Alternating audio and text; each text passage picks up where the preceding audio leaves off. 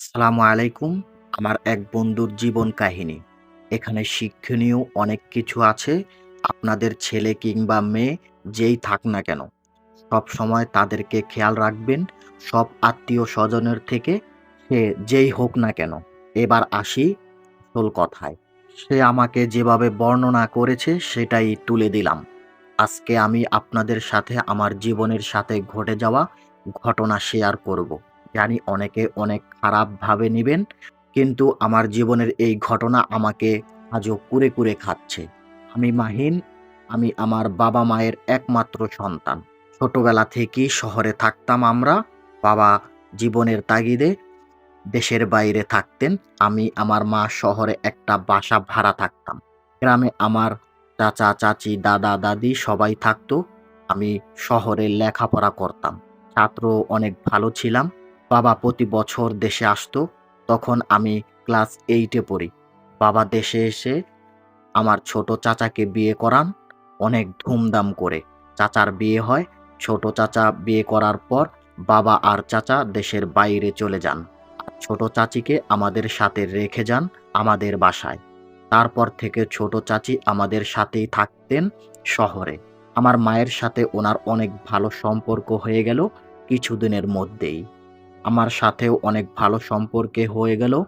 প্রায় সময় উনি আমার কাছে এসে বসে থাকতেন। যখন আমি পড়তে বসতাম, আমার সাথে অনেক দুষ্টুমি করত।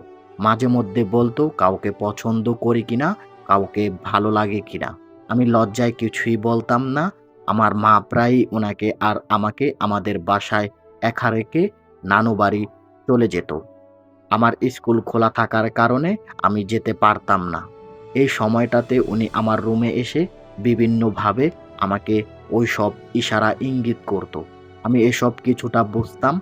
অনেকভাবে আমাকে কোনো কারণ ছাড়া জড়িয়ে ধরত। চুমু দিত। এমন করতে, করতে অনেক দিন চলে গেল। আমি ভয়ে কাউকে কিছু বলতে পারতাম না। একদিন মা কিছুদিনের জন্য নানু বাড়ি চলে যায়। বাসায় আমি একা আর উনি একা। ওইদিন রাতে আমি ঘুমিয়েছিলাম। উনি আমার রুমে এসে আমার সাথে একই বিছানায় শুইল। ওইদিন রাতে উনি এক প্রকার জোর করেই আমার সাথে ওইসব করলো। করার পর বলল, যদি আমি কাউকে কিছু বলি তাহলে আমার অনেক সমস্যা হবে। এভাবেই চলতে থাকলো অনেকদিন। একদিন আমার মা বাসায় ছিল, রান্না করতেছিল। উনি ভাবছে মা হয়তো দেখবে না।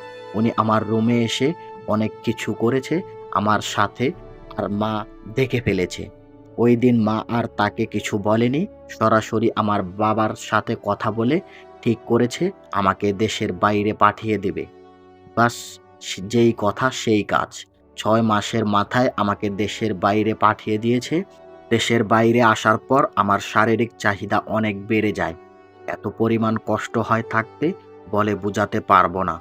আজকে ৫ বছর আমি দেশের বাইরে। মা-বাবাকে অনেক বুঝিয়েছি দেশে এসে বিয়ে করার জন্য। মা-বাবা কিছুতেই দেশে আসতে দিচ্ছে না। আমি দিনে, দিনে একেবারে শেষ হয়ে যাচ্ছি। আরো অনেক কথা বলার ছিল, লিখতে পারিনি। দয়া করে কেউ বাজে মন্তব্য করবেন না। আমি দিন, দিন অনেক ডিপ্রেশনে চলে যাচ্ছি। সবাই আমার জন্য দোয়া করবেন। এই বলে ভাইটির ঘটনা শেষ করলেন। ঘটনাটি শুনে একটি করে কমেন্ট করবেন। আশা করি সবাই আমাদেরকে ভালোবাসা দিবেন। দেখা হবে পরবর্তী কোনো জীবনের গল্প নিয়ে। সবাই ভালো থাকবেন, নিজের খেয়াল রাখবেন।